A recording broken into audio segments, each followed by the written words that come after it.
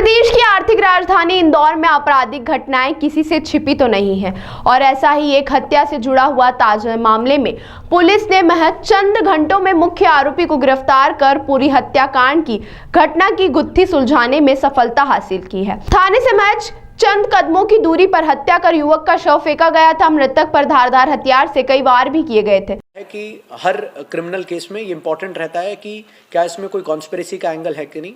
वर्तमान में police teams लगातार महिला को भी इसमें आरोपी बनाया गया है और उसके पूछताछ करने के लिए टीम्स रवाना हो चुकी हैं।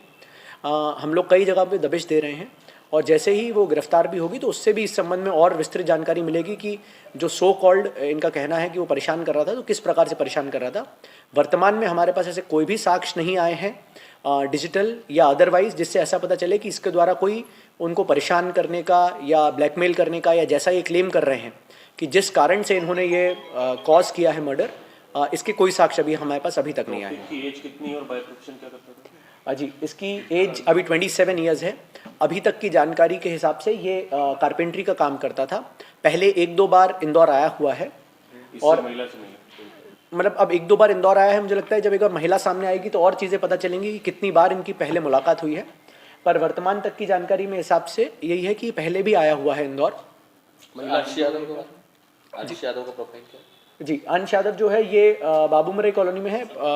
इसमें इसका प्रोफाइल में अभी तो पढ़ाई लिखाई करके ही आगे कर रहा है, पर अभी ऐसा कोई व्यवसाय के स्तर पे कुछ ऐसा स्पेसिफिक व्यवसाय नहीं करता है। महिला हिंदू या मुस्लिम?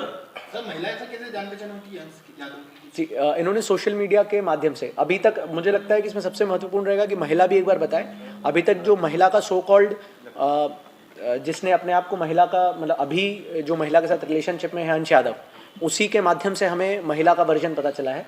पर जब एक बार महिला से पूछताछ होगी तो और चीज़ें सामने आएंगी कि किस प्रकार से वो उनके संपर्क में आया था या किस प्रकार की घटना है। महिला का नाम मुझे लगता है एक बार जब गिरफ्तारी सुनिश्चित होगी उसके बाद ही मुझे लगता है। नॉन मुस्लिम है?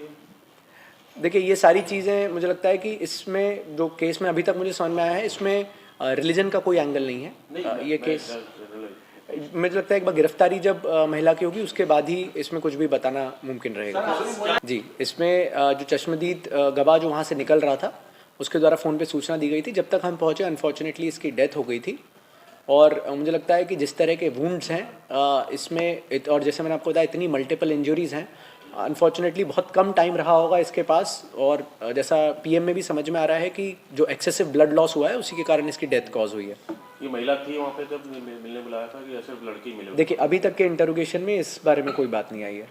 सर, क्या ये मृतक के परिवार वालों से कुछ बात हुई है? क्या कुछ कॉन्टेक्ट हुआ था? जी, उनको सूचना दी है और इसीलिए अभी उसका अंतिम संस्कार भी नहीं किया है। अभी पीएम कराना क्योंकि हमारे लिए एक बहुत ज़्यादा लीगल रिक्वायरमेंट रहती है, तो वो कराने के साथ साथ हमने अभी उसको बॉडी को प्रिजर्व करके रखा हुआ है।